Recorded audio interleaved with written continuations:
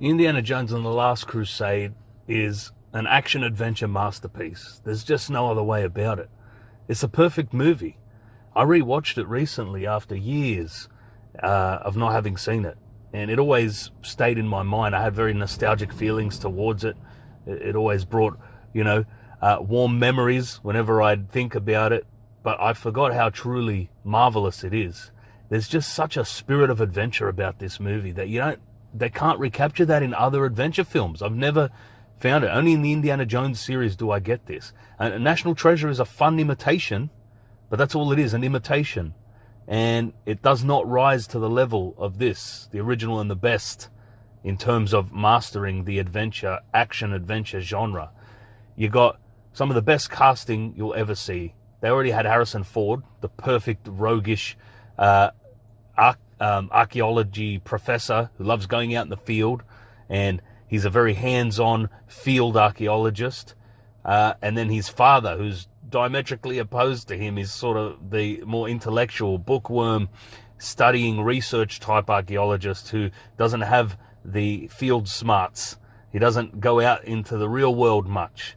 And he's out of his element there. And Indiana Jones they complement each other, because you get to have the two aspects of the perfect archaeologist when they combine their forces, and the way they play off each other is brilliant. And as I said before, the casting, masterful. Sean Connery as Harrison Ford's father, and even though there's only about 12 years between them, they really did Harrison looked younger than he really was, and I guess Sean Connery looked a bit older than he was, but that's not an insult in any way, because he was still like this heartthrob. All the women loved him. They thought he was like the best looking older man of all time.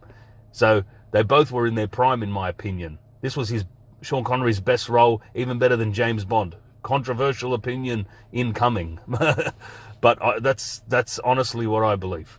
All right. And the way the script writing in this was brilliant. The way they would play off each other, the dialogue felt so natural. It didn't feel forced, or it didn't feel written at all, but it was written. And surely when Spielberg and George Lucas, who wrote, I think, most of the story, when they were writing this, surely they knew they had gold. When you're writing brilliant dialogue, and this is how we say goodbye in Germany, and then having the Nazi punch Hindi in the face. Surely he knew, this is a great moment. And this movie is filled with so many great, hilarious moments that you wouldn't expect an action adventure to have scenes that are so comedically funny that they're some of the funniest moments that I'm constantly quoting with my friends and just to myself sometimes. I mean, you have the scene in the library where the librarian is stamping his books, and it coincides with Indiana Jones smashing through the floor where the giant X is to get to the tomb of the Knights Templar warrior. And every time he smashes the floor, it's the exact same coincidentally moment this guy's stamping the book, and he thinks there's something wrong with his stamp. That scene was fucking hilarious. Just so perfectly comedically timed. And they never draw out the comedy too long. It's just right. It's just short enough to bring some levity to a serious situation and remind you that you don't have to take this movie too seriously. Yes, it has some dark elements, has some serious moments, some heartwarming moments, but there's always that bit of levity to pull you back and remind you, hey, you're supposed to be having fun. Are you having fun? And I am. Every time I watch these movies, I'm having the time of my life. It's the kind of film where you just have a smile on your face from beginning to end. And you get the added bonus of some laugh-out-loud hilarious moments. There's some subtle moments that I didn't even realize were comedic or had some innuendo to them when I watched them as a kid. Like the moment where Indiana Jones says to his father, "How did you know she was a Nazi?" And he goes, and Henry Jones Sr. says, "She talks in her sleep." Now, excuse my terrible Scottish Sean Connery accent, but as a kid, I had no idea what that meant. She talks in her sleep. What does that mean? How can he tell she's a Nazi? And then watching it now, I'm like, oh, okay, I get what he means. And then he's got that wry, sly smile at his son afterwards. That was just perfect. There's so many elements in this that I can appreciate now as an adult watching it that I didn't appreciate as a kid. It's like the perfect viewing experience. I have the nostalgia of my childhood and then discovering new layers and little details and elements that I couldn't appreciate as a kid. So I get the best of both worlds rewatching these classic movies. And Indiana Jones gets his diary, his Grail diary, signed by a very infamous person, if you know what I mean, during the book burning scene. That was fucking hilarious too. Oh man. He's almost like Forrest Gump. He keeps getting himself into these amazing historical events and no one knows about him. It's so good. And see, some of the other bits that just there's some moments in this that make me laugh, and I don't know, like maybe they weren't intended to be absolutely hilarious. But the moment at the end where that villain, the Nazi villain, played so masterfully by that English actor, I can't remember his name, the one who teaches Indy about how you say goodbye in Germany. When he goes over the tank at the end, spoiler alert, I'm sure everyone's seen this movie, it's over 30 years old, all right? When he goes over the edge of the cliff at the end, in the Canyon of the Crescent Moon, and the tank smashes at the bottom, and you just see his lifeless Marion, bloody Thunderbird-style puppet dummy just flopping around lifelessly. Oh man, that was so funny. See, at first I looked at that, I'm like, oh, they could have fixed the special effect of that, made it look better. But no, the way that it is, it's hilarious. It adds another bit of layer of humor and hilarity to this movie, just to remind you that you're supposed to be having fun. Don't take it too seriously. That's what I love about this movie. It just has like I said earlier, not just a spirit of adventure, but a spirit of fun and awe. You get the awe of those amazing ruins of Petra, and you get the awe of the cup of Christ. That's the other thing. This movie treated the cup of Christ and the history of Christianity, it treated it with reverence. And how often does Hollywood do that? Not anymore, at least. And it was a Jewish director. And George Lucas, I'm not sure his ethnicity, but they're both pretty secular guys, I'm quite sure. They're definitely not hardcore Christians, and yet they made a movie that is very reverent and respectful to Christianity. And that's much appreciated as a Christian myself, so I can watch and enjoy that movie with that as well. And man, the soundtrack is out of this world, which just solidifies the fact that John Williams is one of the greatest musical composers of all time.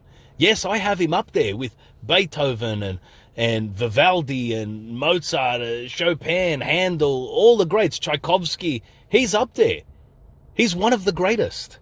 His music is great. It might not be as good as the Christmas carols of past and all the classics of Beethoven and all that, but it's fucking close, okay? It is close when you have a repertoire as big as he does. From the soundtracks to Jurassic Park, and each movie he does a soundtrack to, he produces multiple brilliant tracks. Jurassic Park, Indiana Jones, Star Wars, Superman, E.T., Harry Potter. I'm not a fan of Harry Potter, but it's still got good music in it. Home Alone.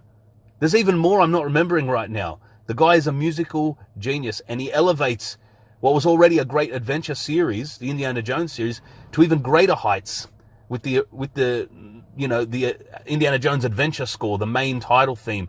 Every time you hear that, you want to go on a bloody adventure, and you look behind you to see there's a boulder coming, and you're checking to see where your hat and your whip are. That's it, like whips you right into the frame of mind for the movie when you hear that music. It's so brilliant.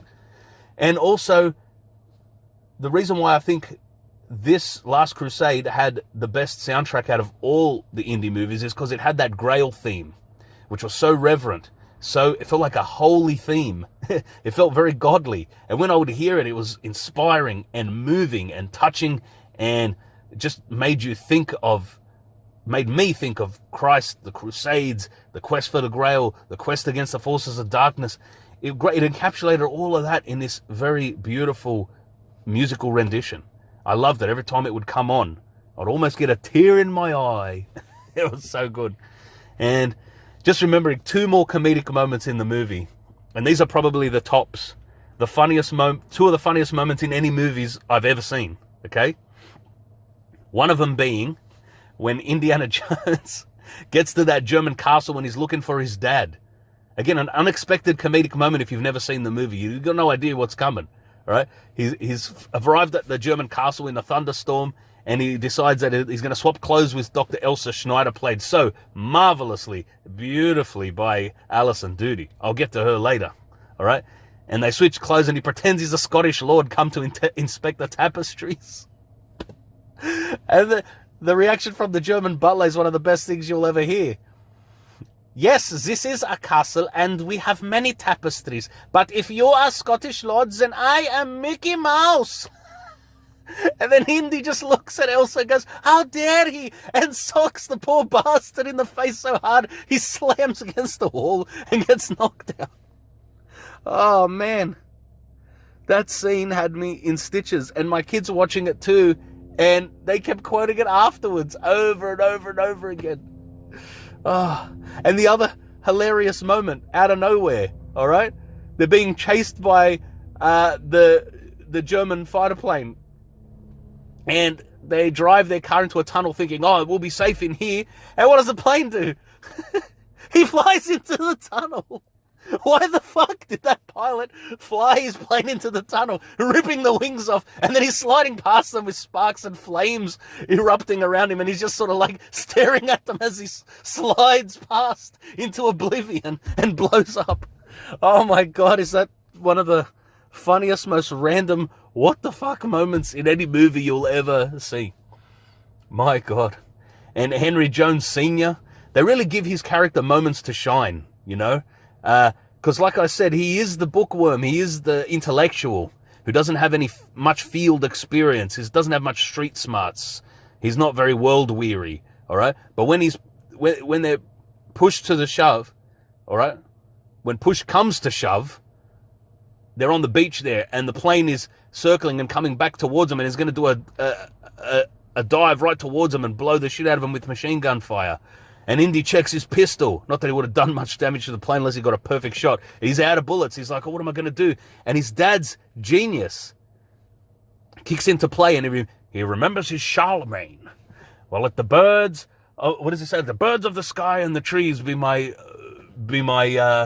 armies, or something like that. I'm butchering the quote. But the point is, he decides, I'm going to use the environment around me, the natural environment. I'm going to improvise. And he uses his umbrella to scare the birds. And the birds destroy the plane, flying into the engines and into the cockpit and that, making it crash. And then he just walks away with his umbrella out, cheerfully smiling. I love it. And I loved his dad. I love Henry Jones's. He was a layered character too, because they had a difficult, estranged relationship. He didn't show his son much affection, right? But they were able to start to connect. But I like that his dad was a very stoic man, but also he was very religious too. And you wouldn't have picked it except for that scene where they're at the crossroads after the amazing motorcycle chase. I love that, where he sticks the pole in the spokes of the motorbike. That was great. And then smiles at his dad. His dad's not impressed. Brilliant writing. But in that scene where they're at the crossroads after that, and Indy wants to get the hell out of there, and his dad's like, we've got to go to Berlin to get the Grail, to make sure the forces of darkness don't walk all over the earth. All right? And then Indy says, takes the Lord's name in vain out of frustration, and his dad slaps him and says, that's for blasphemy. I love that scene. Just because it showed that his dad had real reverence, not just for the cup, the Holy Grail, but for the name of the Lord. All right? And again, I said, that was a great action set piece on the bikes. So was the boat chase in Venice, which came after that great, eerie, real atmospheric scene in the catacombs there, where they're finding the knight to get the rest of the engraving on his shield. And again, that scene treated the knight with such reverence. That music started playing when they found it. Indy was so ecstatic that he found it. It's just a very touching, moving scene. Anytime that music would play, the Grail theme. You should look it up on YouTube if you've never heard it. It's fantastic. All right, and Elsa Schneider, she was fantastic. So beautiful. Played by Alison Doody. I think she's an Irish actress. She played a German so well. And they even gave her a character arc too, because you find out she's not motivated by a love of Nazism and wanting to help the Nazis. She just was after the Grail for herself. So she was still selfish and trying to get the Grail for, sinister reasons. But she wasn't as evil as the Nazis. She wasn't trying to do it for world dominion, just for personal enrichment. And, I mean, she pays the price for that in the end. And another touching moment is when Indiana Jones almost succumbs to the same greed that she did by reaching for the Grail. And then that beautiful father-son moment. Always, again, tears to my eyes when I see this scene, when his father spent the whole movie, his whole life calling him Junior and never acknowledging him by his identity that he wanted to be known as, Indiana. And then finally at the end, his dad, to reach him, to break through his, his lust for the Grail, he breaks through by saying, Indiana, Indiana, let it go, son. That scene was perfect. Perfectly acted, perfectly written. And that whole finale sequence with the traps leading up to the Grail were great. And as a kid, I was always every time that scene would come up, I would get so tense and nervous. Because it's funny, I was a kid, I'd watch movies and I know how they would end. But sometimes I'd re-watch it for like the 50th time and be like, oh, I wonder if he won't make it this time. Like maybe the movie was going to turn out different this time. I don't know. It's a weird, a child's mind works in mysterious ways. And that was one way mine worked in my childhood. I would watch movies and wonder if, I'd be like, Indy, quick, run faster because you might get squashed this time. Indy, be careful. The invisible bridge might not be there this time. I was like, throw the dust first to test if the bridge is there, Indy, in case it's not there. This 58th time I'm watching the movie. And it's funny, like, there was just those few scenes I had to cover my kids' eyes because I didn't want them to get nightmares. There's a scene where the man's head gets cut off by the trap, and also the scene where Donovan's face instantly ages and turns into that was a great effect for 1989, but I thought that scene might, be a bit dark for my children, so I just covered their eyes in those two bits. Because the rest of the movie is pretty kid-friendly. There's nothing too controversial about it. And it's funny, as a kid, that scene with Donovan, where his hair turns white and really long, I always thought he looked like Doc Brown for like a split second. I was like, he's transforming into Doc Brown. Worlds are colliding. It's because the Back to the Future universe and the Indie universe are colliding just for a split second there. Maybe it's a result of Doc, ripping a hole in the space-time continuum with all his bloody time travel antics. Crazy child theories about movies. I tell you, look back, folks, into your child memories, and you'll probably find you have some other crazy recollections or perceptions of movies as a kid that are a lot clearer now when you're an adult when you watch the same movie. But this movie I have very fond memories of it as a child, and it was just as good watching it as an adult now. I was able to fully appreciate the brilliance of the writing, the cinematography. Again, also, got to mention, River Phoenix at the start. He was fantastic as a young Indiana Jones. Perfectly captured Harrison Ford's sort of swagger and demeanor and attitude. And that guy in the leather jacket and the hat that he steals the Cross of Coronado from. Again, reverence to a Christian relic, the Cross of Coronado. The movie doesn't treat it it doesn't treat the cross in a sort of stupid way. It treats it with respect.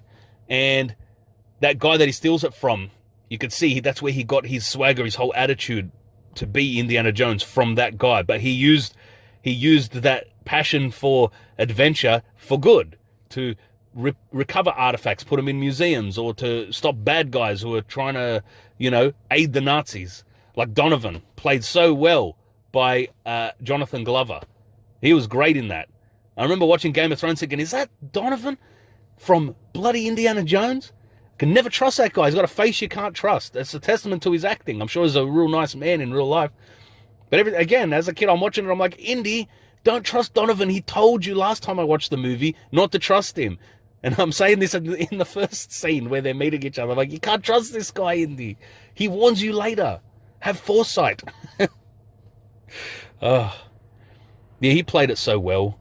The Indie series had great villains, and I like Donovan the most. Just he had a sort of an evil charisma to him, and just watching him pick the wrong cup at the end because of his bloody arrogance, thinking, oh well, Jesus Christ is he was the King of Kings, so I'm going to pick the most extravagant golden jewel encrusted bloody cup.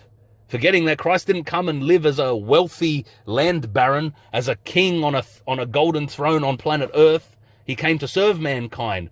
and he lived simplistically. He lived a Spartan lifestyle. So Indy wisely picks the cup of a carpenter, a simple clay cup. Perfect choice, just great writing, makes so much sense and works within the story. All the elements of this worked so well together. The action, the humor. Marcus Brody was hilarious in it. His scene with with Henry Jones Sr., Sean Connery, was brilliant as well. Hilarious when they meet each other and they haven't seen each other for a long time and they have that little in-joke, that little jingle that they say. As a kid, I had no idea what they were saying. Genius of the restoration. Aid our own resuscitation. Henry, what are you doing here? As a kid, I'm like, that's gibberish, but I love it. And I kept saying it over and over. It wasn't until I saw the movie with subtitles or actually looked it up, I can't remember, years ago, and I found out what they were actually saying. Henry says, genius of the restoration. And Marcus says, aid our own resuscitation. I don't know what that's from or what it's talking about, but bloody hell, it's catchy.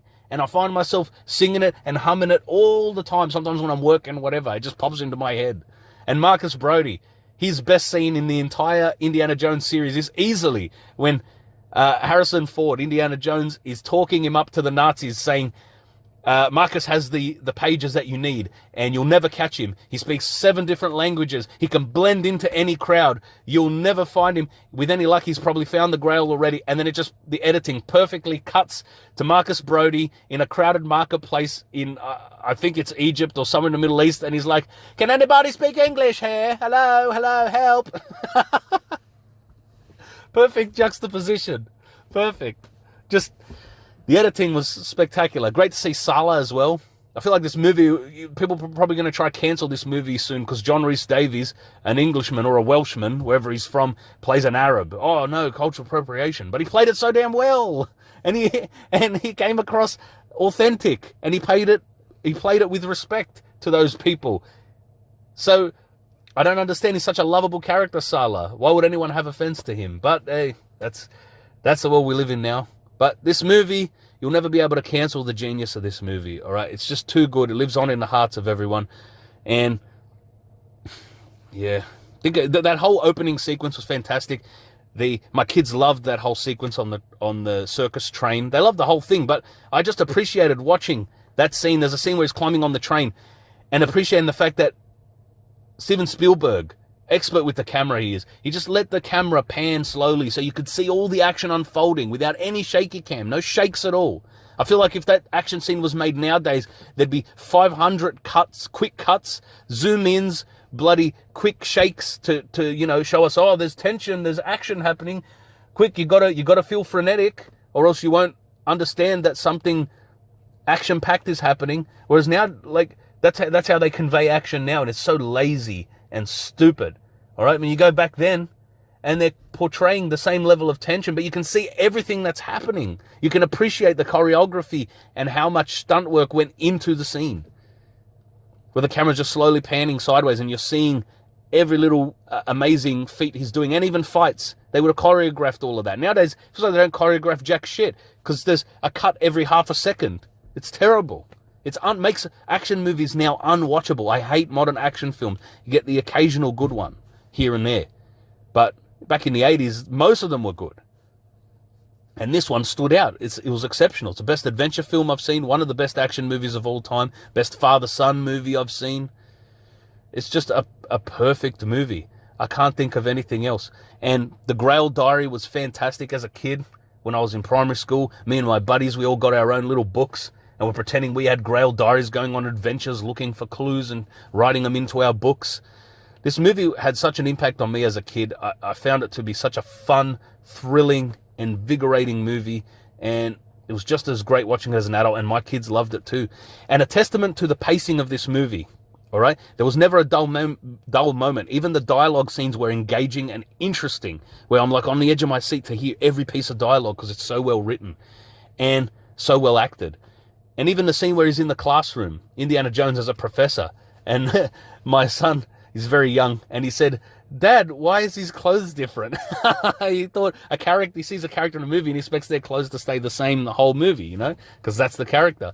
And I had to explain that he's also a teacher in a classroom as well, and part of his And then outside of that, he likes to go on adventures looking for the actual things he's teaching people about in the classroom. But usually kids don't like talking and dialogue scenes, right? They don't like the downtime in an action movie or a fun adventure film. But this movie was so exciting. Even the classroom scene, my son's like, Dad, put the scene on where he's in the classroom. He even found that exciting.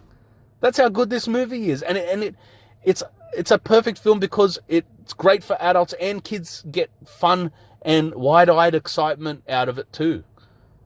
Kids just watch it in wonder about all the adventure and the amazing feats of daring and action and roguish brilliance. That's just, this movie is so good, so damn good. So many brilliant sequences. From one sequence, I'm watching it, I'm like, oh, this next sequence is great. And then, the sequence after that is great. And just, there's never a dull moment. Never at all. And it's just perfect. And Indy, he almost loses his hat in this one. In all the movies, he almost loses his hat, but he always gets it back. And you think, how's he going to get his hat back now? After he seemingly goes off the cliff with that German guy who turns into a puppet at the bottom of the canyon of the Crescent Moon, right?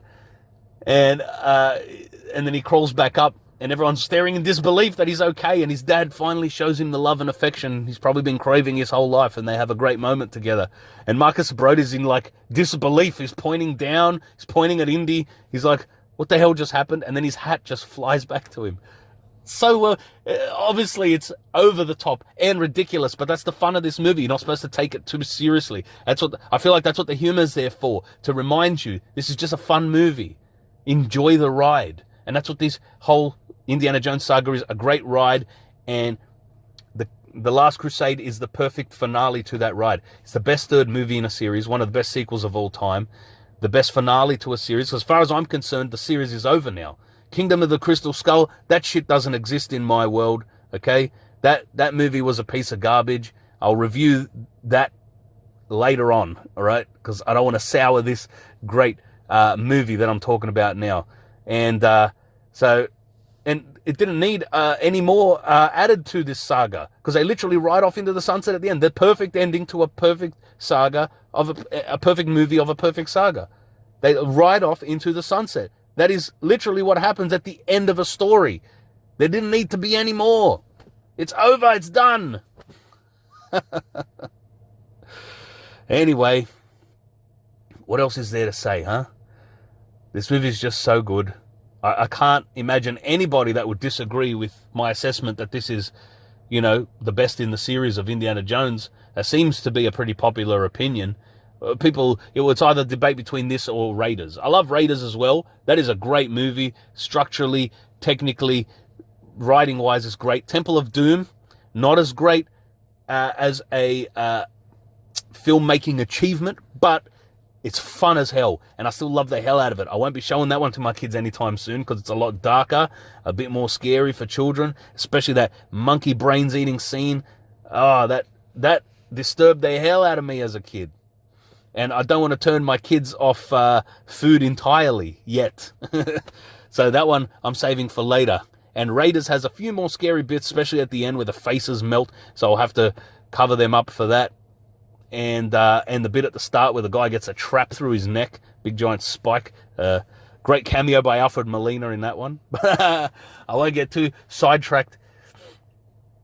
Indiana Jones and the Last Crusade